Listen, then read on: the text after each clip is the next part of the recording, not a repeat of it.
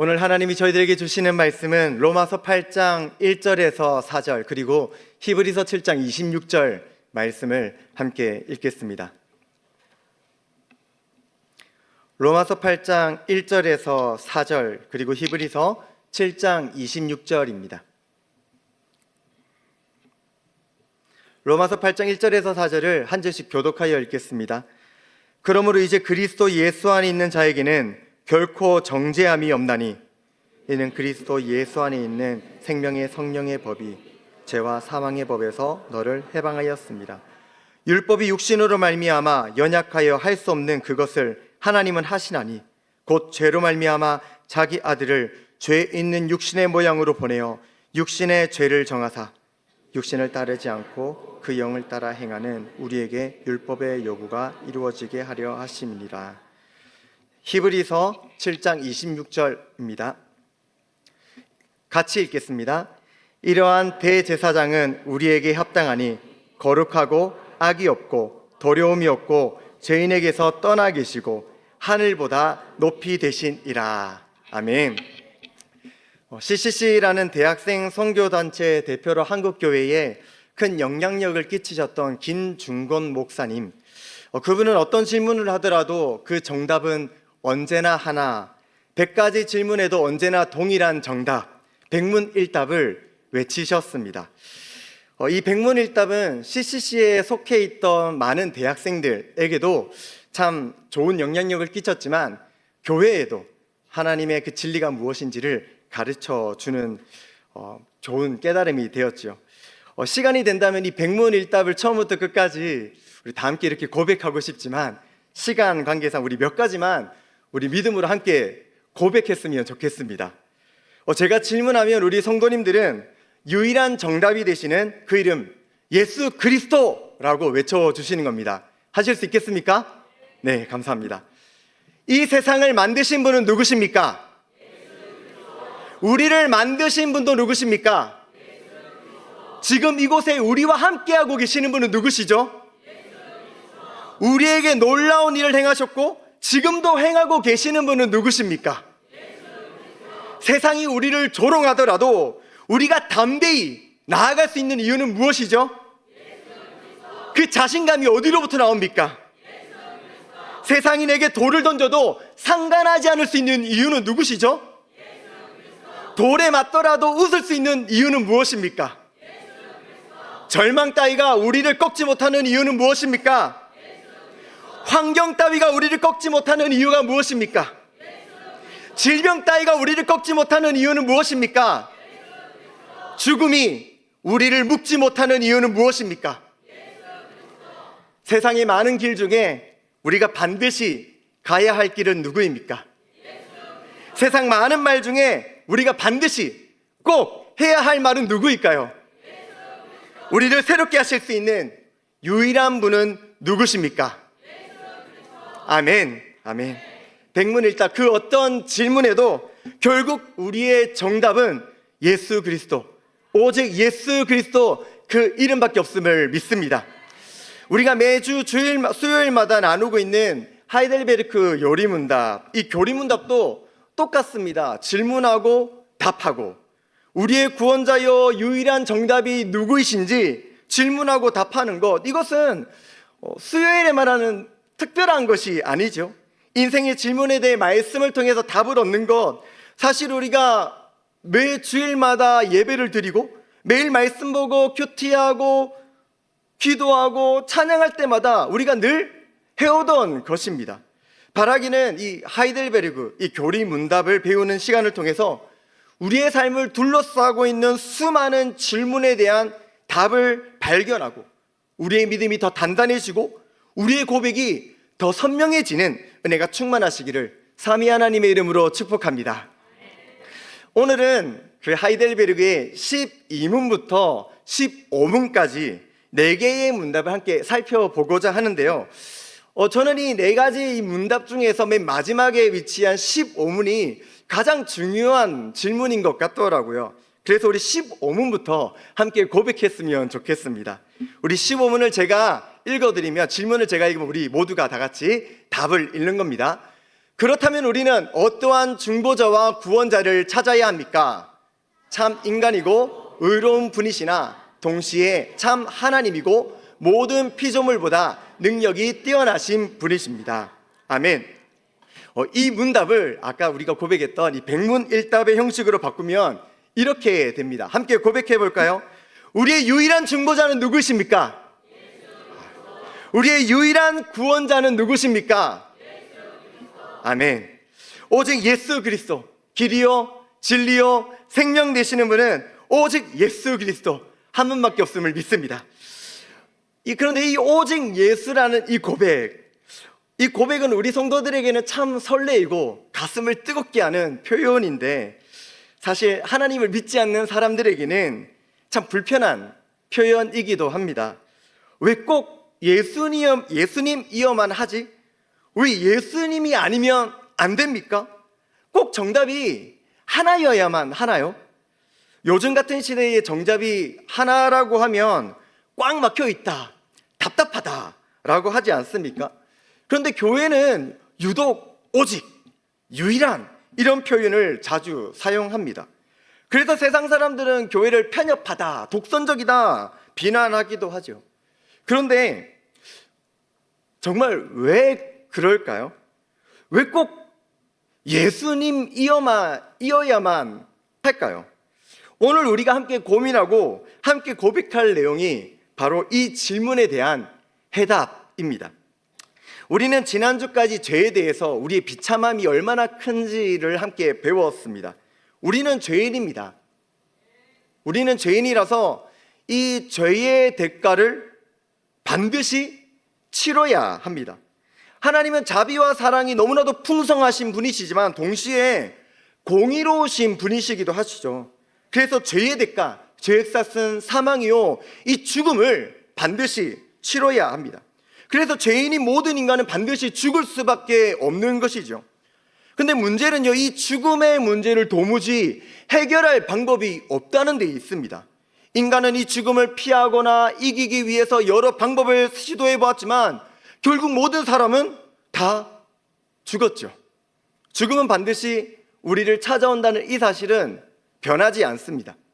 과거 권력의 정점에 서 있었던 그 황제는 영원히 살기 위해 불로초를 찾았고, 어떤 이들은 선행과 덕을 쌓아서 뭔가 이 문제를 해결해 보려고 했지만 진리를 깊이 탐구하면 깨달음을 얻어서 이 죽음의 문제를 이길 수 있을까 했지만, 수많은 철학자들도, 그 심산유곡에서 돌을 닦았던 분들도, 황제도 의사도 모두 다 죽었습니다. 이것을 두고 12문은 이렇게 답하고 있더라고요. 하나님의 의로운 심판에 의해 우리는 이 세상에서 그리고 영원히 형벌을 받아야 마땅한데, 어떻게 이 형벌을 피하고 이것을 피하고 다시 하나님의 은혜를 입을 수 있겠습니까? 어떻게 하면 이 형벌을 피하고 다시 하나님의 은혜 앞에 나아갈 수 있겠습니까? 벌 받지 않고 은혜를 받을 수 있을까요? 하는 것이죠. 근데 그 답은요, 결국 누군가는 그 대가를 완전히 치러야 한다라는 것입니다. 히브리서 11장 22절은 이렇게 고백합니다. 율법을 따라 거의 모든 물건이 피로써 정결하게 되나니 피 흘림이 없은즉 사함이 없느니라. 아멘. 하나님이 율법으로 꽝꽝꽝 하고 죄의 대가를 지불하는 방법을 정하신 것입니다. 피 흘림이 없으면 사함도 없는 것이죠. 죄의 삭은 사망이기 때문에 반드시 누군가는 이 피를 흘려야 합니다. 나 스스로 그 대가를 치르든 아니면 다른 존재가 대신 대가를 치러주든 누군가는 반드시 이 대가를 치러야지 죄의 문제가 해결될 수 있다는 것이죠. 이것이 하나님이 자신의 의를 만족시킬 방법이라 정하신 것입니다. 그러면 내가 죽으면 되겠네요. 다른 사람에게 피해를 특별히 입히지 말고 그냥 내가 내 죄의 대가를 지불하고 죽으면 되겠구나. 그런데 13문을 보면요, 또 그게 또 정답은 아닌 것 같습니다. 함께 13문의 질문 한번 읽어볼까요? 시작. 우리가 스스로 하나님의 의를 만족시킬 수 있습니까? 저는 제가 죽어버리면 되죠, 콱 죽으면 됩니다 라고 하면 될 줄 알았는데 이 13문을 보니까 결코 그렇지 않습니다. 오히려 우리는 날마다 우리의 죄책, 그것을 더 증가시킬 뿐이랍니다. 안 된답니다. 우리가 그냥 죽으면 될 줄 알았는데 그게 하나님이 원하시는 답이 아니라는 것이죠. 죄의 대가를 스스로 지불하면 끝날 줄 알았는데 그게 안 된답니다. 뭐지? 왜 안 되는 거지?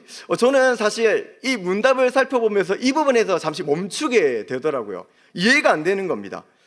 그런데 앞에 질문을 다시 살펴보니까 하나님이 원하시는 것이 여기에서 그치는 것이 아니구나라는 사실을 알게 되었습니다.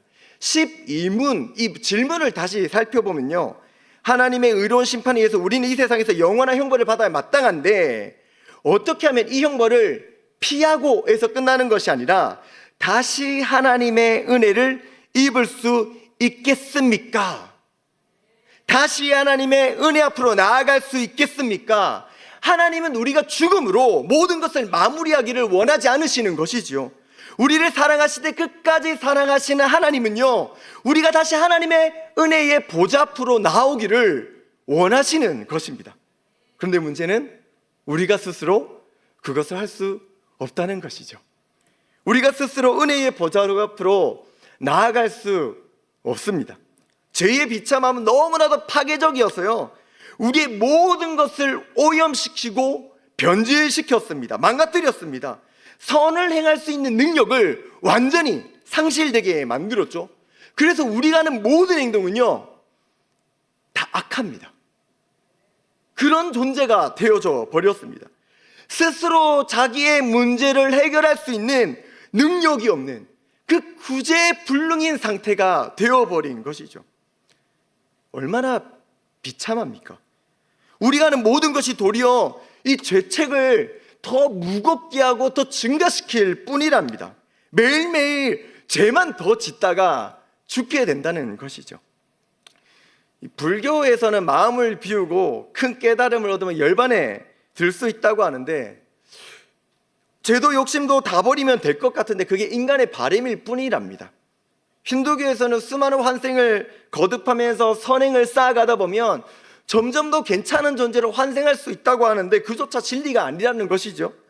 도리어 우리의 마음은 비우고 비워도 그 자리에 죄가 채워질 뿐이고, 인생의 마지막 순간 우리들의 삶을 되돌아보면 선보다 악이 더 많은 것이 우리의 인생이라는 것이죠. 그래서 12문의 답이 우리 스스로든 아니면 다른 이에 의해서든 죄값을 완전히 치러야 한다 고백하는 것 아닐까요? 스스로 할 수 없기 때문에, 애시당초 우리가 해결할 수 없기 때문에 다른 이라는 표현을 사용하고 있는 것 아니겠습니까? 우리는 모두 사형을 선고받은 사형수들입니다. 죽음을 선고받았죠. 스스로의 능력으로는 이 선고를 뒤집을 능력이 없습니다. 하지만 이 사형을 면할 수 있는 유일한 방법이 있는데 그것은 바로 특별 사면입니다. 외부에서 개입하는 것이죠. 외적인 능력을 통해서 특별히 사면을 입는 것입니다. 스스로의 힘으로는 불가능하니 다른 존재에 의해서 대신 용서를 받는 것입니다. 요즘 새벽마다 우리는 레위기의 말씀을 묵상하고 있습니다. 레위기에는 제사에 대한 이야기가 참 많이 나오죠. 제사의 종류가 무엇이 있는지, 제사마다 어떤 방식과 형식으로 드려야 하는지 아주 자세하고 세밀하게 하나님은 기록해 주셨습니다. 하나님이 죽어야 할 죄인들을 그럼에도 불구하고 사랑해 주셔서 죄를 용서받는 방법을 주셨는데, 그것이 바로 이 구약시대에는 제사인 것이죠. 제사는 인간의 죄의 대가를 다른 존재, 이 동물을 통해 치르게 하고 용서받는 것입니다. 그래서 예수님 이전에는 수많은 동물들이 인간을 대신해서 죽어야만 했습니다. 그런데 저는 개인적으로 이 제사를 드리는 순서 중에서 특별히 이 장면이 마음에 와 닿더라고요. 어떤 목사님이 이 장면을 보고 이 정육점에서 도축하는 것과 이 제사 드리기 전에 동물을 잡는 것, 이 두 가지 도축의 결정적인 차이가 바로 이 장면에 있다라고 말씀하시더라고요. 똑같이 동물을 죽입니다. 각을 뜨죠. 피를 흘리게 합니다. 그런데 이것을 하느냐, 하지 않느냐에 따라서 단순히 정육점에서 먹기 위해서 도축을 하는가, 아니면 제사를 드리기 위해서 하는 행동인가가 달라진다는 것입니다.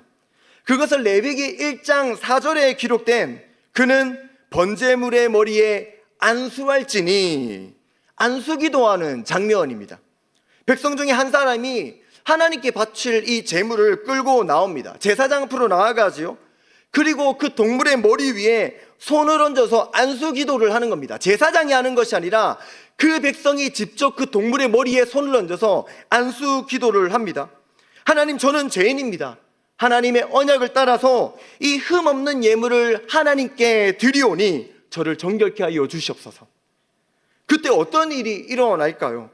그 백성의 더럽고 추악한 죄가 이 예물인 소에게 전가, 그러니까 이동되는 것입니다. 그리고 죄를 전달받은 그 소가 그 백성을 대신하여서 죽음의 대가를 지불하게 되는 것이죠. 그때 그 백성은 다른 누군가의 피 흘림을 통해 용서받게 되는 것입니다. 그런데 이 은혜로운 이 제사에도 분명한 한계가 있습니다. 14문인데요 14문은 제가 읽어드리겠습니다. 어떤 피조물이라도 단지 피조물로서 우리를 대신하여 하나님의 의를 만족시킬 자가 있습니까? 우리 한번 답을 읽어볼까요? 시작. 하나도 없습니다. 첫째, 하나님께서는 인간의 죄책 때문에 다른 피조물을 형벌하기를 원치 않으십니다. 둘째, 어떠한 피조물이라도 단지 피조물로서는 죄에 대한 하나님의 영원한 진노의 짐을 감당할 수도 없고 다른 피조물을 거기에서 구원할 수도 없습니다. 제사가 참 좋은 제도인 것 같은데 문제는 이것이 완전하지 못하다는 것입니다. 소나 양 같은 다른 피조물이 우리 인간을 대신할 수 없죠. 아무리 흠없고 정결한 소라도, 심지어 금으로 만든 금송아지라 할지라도 그것이 인간의 목숨과 비교할 수 있겠습니까? 감히 동물이나 물건 따위가 인간의 목숨을 대신할 수 없는 것이죠. 하나님은 우리 인간을 창조하실 때 특별히 구별하여서 존귀하게 창조하지 않으셨습니까? 생기를 불어넣으시고 하나님의 형상을 담게 하셨습니다. 그래서 다른 피조물과 인간은 본질적으로 차이가 나고 전혀 다른 존재이죠. 비교할 수조차 없습니다. 그래서 소나 양은 인간을 완전히 대신할 수 없죠. 사형수가 내가 사랑하는 내 반려동물이 강아지를 내어줄 테니 이 강아지를 대신 죽이고 나를 살려주십시오 라고 할 수 없듯이 인간의 목숨은 인간이, 다른 동물 무엇인가가 아닌 그 인간이 대신 져야 하는 것입니다. 그런데 또 다른 문제가 있습니다. 산 넘어 산이죠.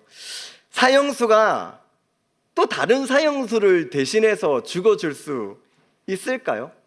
이미 사형을 선고받은 사람이 내가 이 다른 사형수를 내가 사랑하는데 이 사람을 대신하여서 내가 죽을 테니 이 사람을 이제 살려주세요라고 말할 수 없는 것이죠. 사형수는 사형수를 대신할 수 없습니다. 죄인은 죄인을 대신할 수 없는 것이죠.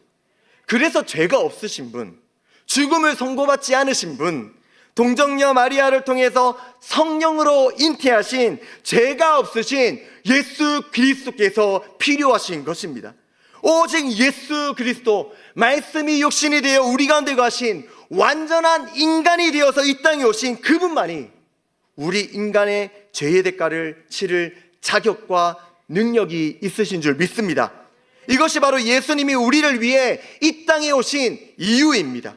인간의 죄의 책임은 다른 피조물이 아닌 인간이 감당해야 되기 때문에 그분이 인간의 몸을 입고 완전한 인간이 되어 이 땅에 오신 줄 믿습니다. 하나님이 인간의 몸을 입고 대신 그 대가를 치러 주신 것입니다. 그래서 구속이지요. 대신 대가를 치루었다. 대신 값을 치루었다. 대신 죽음의 대가를 치루었다.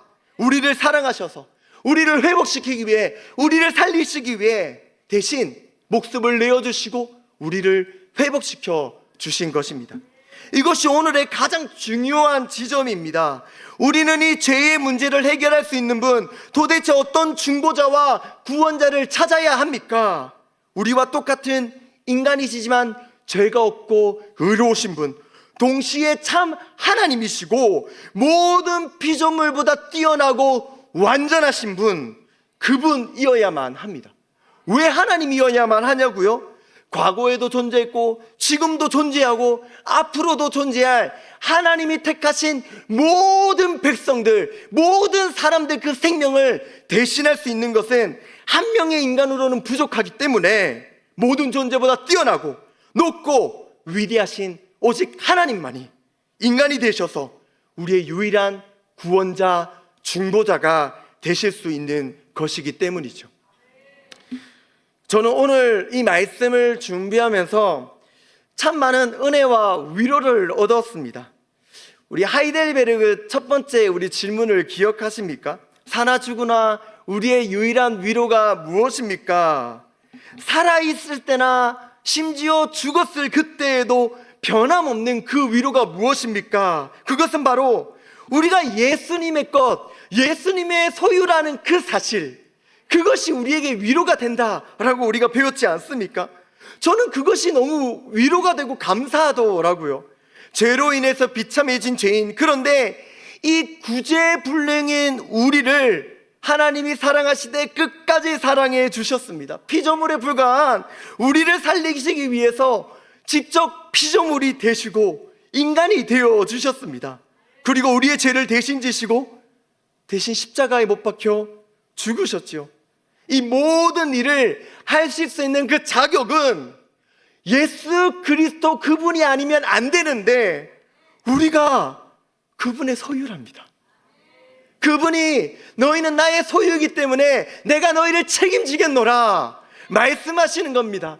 이거보다 더 큰 위로가 무엇이겠습니까? 이 소망 없는 세상에서 이거보다 더 큰 위로가 도대체 어디에서 우리가 찾을 수 있겠습니까? 오직 예수 그리스도, 그분만이 우리의 유일한 위로요 소망이 되심을 믿습니다. 그분만이 우리의 참된 중보자가 되십니다. 그분만이 우리의 유일한 구원이 되십니다. 우리가 이 하이델베르그 교리, 이 교리를 배울 때마다 이 고백이 그분 안에서 누리는 참 기쁨과 소망이, 감사와 찬양이 끊어지지 않기를 소망합니다. 배우면 배울수록 우리 안에 모든 두려움이 사라지고 염려가 끊어지고 위로를 얻고 세상이 줄 수 없는 오직 주님만이 주실 수 있는 이 위로와 평안을 얻을 수 있는 시간 되기를 소망합니다. 주님이 우리의 구원이요 모든 것 되십니다. 이 고백이 저와 우리 모든 성도님들의 고백이 되기를 삼위 하나님의 이름으로 축복합니다. 아멘.